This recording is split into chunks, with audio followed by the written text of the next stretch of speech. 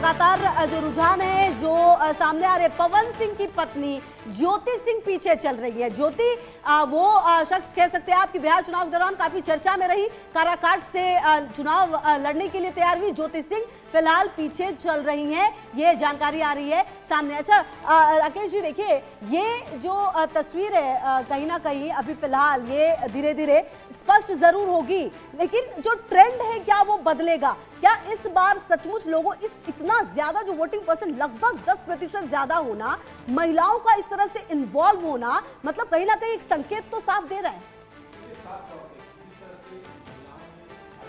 अपने मत का प्रयोग किया है और तकरीबन 10% जो है पुरुषों से ज्यादा मतदान, तो ये कहीं ना कहीं सब तय करेगा, रुख तय करेगा। साथ ही साथ जेन जी की बात लगातार हो रही है। हाँ। तो प्रथम चरण में कई जो अगर बात करें विधानसभा में उनकी संख्या करीब करीब 15 से 20% थी, तो ये एक महत्वपूर्ण रोल अदा करता है। क्या जिस तरह से क्या जंगल राज की लगातार जो है एनडीए द्वारा बात की जा रही थी, क्या उस पर उन्होंने एतबार किया?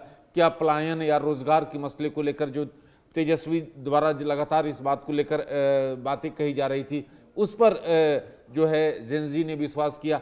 तो ये दो महत्वपूर्ण जो तत्व हैं जो कि महिलाएं और जेन जी, ये किस की ओर गए, इस पर महत्वपूर्ण जो है रिजल्ट तय करेगा। जिस तरह से लगातार जो देख रहे हैं बैलेट में इस तरह की कांटे की टक्कर जो है हमने पिछले बार भी देखा था, इस तरह से मुकाबला इतनी नज़दीक का नहीं था।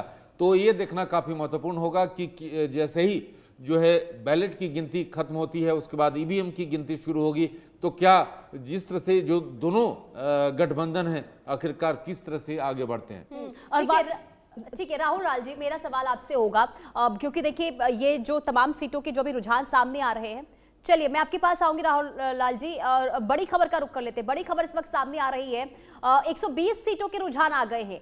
120 सीटों के रुझान, 243 सीटों के रुझान आएंगे, लेकिन उससे पहले 120 सीटों के रुझान बता दें, 66 सीटों पर एनडीए को बढ़त मिलती हुई नजर आ रही है। ये बड़ी खबर आपको बता रहे हैं रुझानों में। 48 सीटों पर महागठबंधन आगे। राहुल लाल जी देखिए अभी तो रुझान है, कुछ भी अभी कहा नहीं जा सकता, लेकिन मैं आपसे ये समझूंगी जो वीआईपी सीट लखीसराय की जिसका जिक्र आप कर रहे थे, जो हमने वहां पर विरोध देखा था पहले फेज में विजय सिन्हा को लेकर, और इसके बाद अभी एक और सीट महुआ की अगर हम बात कर रहे थे, तेज प्रताप यादव भी पीछे चल रहे हैं अपनी सीट से। देखिए महुआ का तो काफी रोचक मुकाबला हम लोगों को दिख रहा है। तेज प्रताप यादव कभी जो है कि वो आगे चल रहे होते हैं, कभी वहां पे जो है कि आरजेडी आगे चल रही है और कभी वहां पे लोजपा आगे चल रही है, और वो बिल्कुल एक तरह से त्रिकोणात्मक मुकाबला है।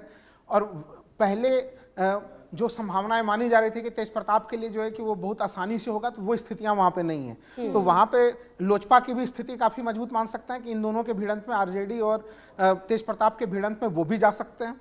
और हालांकि तेज प्रताप ने पूरी ताकत वहीं पे झोंकी है वहां पे, इसलिए उनकी स्थिति भी मजबूत हम लोग कह सकते हैं। लेकिन जो हम लोग बात कर रहे थे लखीसराय के सीट को लेकर जो आप कह रहे हैं, देखिए वहां पे वो चुनाव के दिन भी हम लोगों को नजर आ रहा था। देखिए अगर हम लोग देखें कि तारापुर वाले सीट पे भी वहां पे जब तक गृह मंत्री जी का दौरा नहीं हुआ था, तो उसके पहले मैं वहां पे भी गया था। याद हो कि बहुत ज्यादा जो है कि चलिए राहुल जी आपके पास आते हैं, आगे भी बातचीत होगी, लेकिन इसी बीच जो बड़ी जानकारी आ रही है वो अपने दर्शकों को दे दे। महुआ से जो देखिए तेज प्रताप यादव पीछे चल रहे हैं, अभी जिक्र भी हम कर रहे थे इस सीट की, बात भी कर रहे थे, बहुत आसान होगा ऐसा लग रहा था, लेकिन ऐसा होता हुआ नजर नहीं आ रहा। काराकाट से ज्योति सिंह पीछे है, अरुण सिंह आगे चल रहे हैं, और इसके अलावा भी आप देखिए कि धीरे धीरे जो है हम ये भी आपको बता रहे हैं कि अगर इस बार की अगर आप बात करें तो कुल सीटें 243 रही, जिसमें बीजेपी 101, जेडीयू ने अपने 101 प्रत्याशी खड़े किए, जबकि आरजेडी 143 सीटों पर चुनाव लड़ी, कांग्रेस 60 पर, लेफ्ट 34 पर,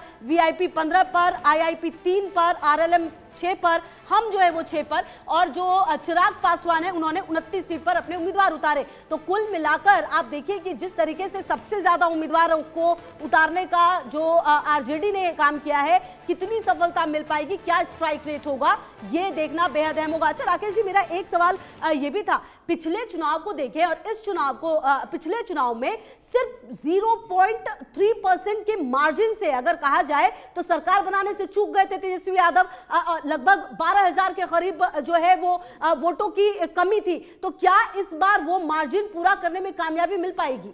देखिए तेजस्वी इसी बात को लगातार जो है हर एक बात में जैसे ही जो है दोनों मतदान हुआ है उसके बाद